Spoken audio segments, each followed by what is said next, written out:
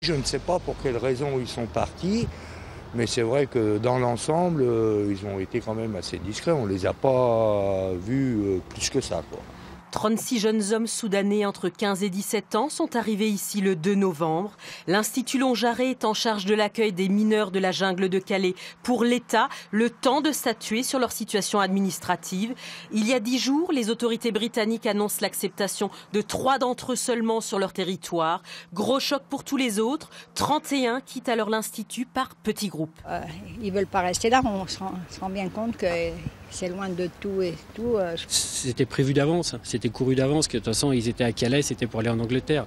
Qu'on les dispatche partout en France, dans l'Hexagone, ils vont reprendre la route pour repartir à Calais. Sur les 31 mineurs partis, 7 sont revenus depuis hier, racontant que leurs camarades sont allés tenter leur chance à Paris ou en Belgique, avec dans le viseur Calais puis l'Angleterre. L'institution qui les prend en charge depuis 2 mois préfère retenir le travail accompli depuis leur arrivée.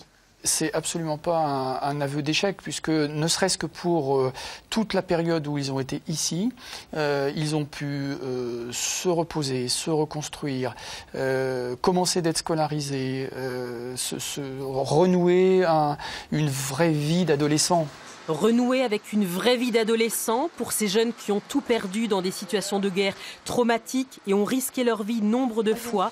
Voilà l'ambition de l'Institut Long-Jarret aux côtés des services de l'État. Le centre va continuer de les accompagner le temps nécessaire jusqu'à la prochaine étape, l'examen de leur dossier administratif et de leurs éventuelles demandes d'asile.